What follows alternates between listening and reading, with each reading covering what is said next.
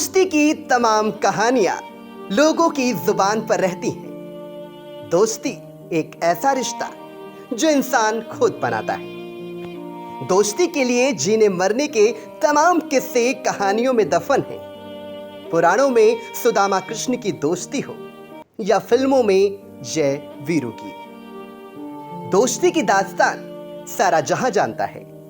ऐसी ही दोस्ती का एक अजब गजब मामला यूपी के फिरोजाबाद जिले के सिकोहाबाद से सामने आया है, जिसे जानकर आप भी हैरान होंगे।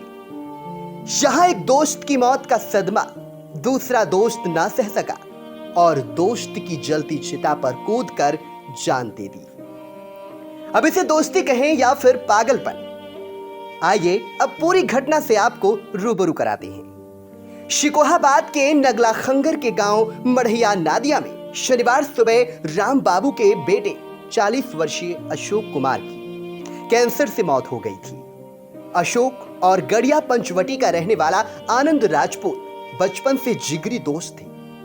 दोनों खेती किसानी के साथ मंडली में ढोलक मंजीरा बजाने का काम भी करते थे।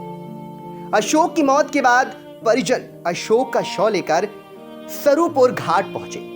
इसी दौरान आनंद भी रोते बिलखते घाट पर पहुंच गया।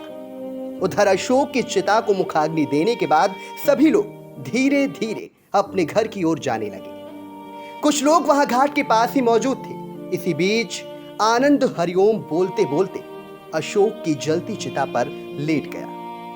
लोगों ने अर्थी के बांस डंडे की मदद से आनंद को बाहर निकाला। इस दौरान वो बुरी तरह से झुलस चुका था। इलाज के लिए डॉक्टरों ने उसे आगरा के ट्रामा सेंटर रेफर किया, जहां इलाज के दौरान उसकी मौत हो गई। इलाकाई लोगों का कहना है कि अशोक और आनंद एक दूसरे के हमदर्द थे। दोनों एक साथ खेले कूदे, पढ़े और बड़े हुए।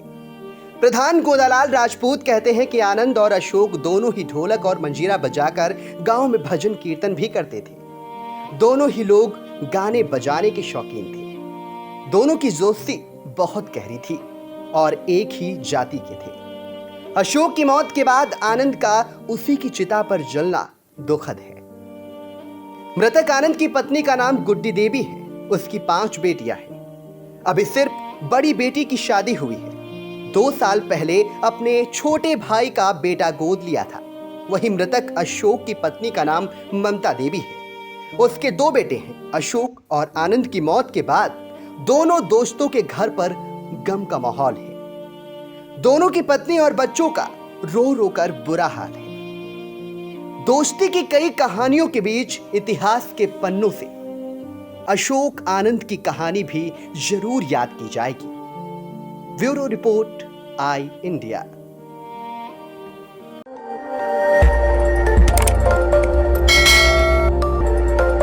खबर आपकी, नजर हमारी। देखते रहिए आई इंडिया।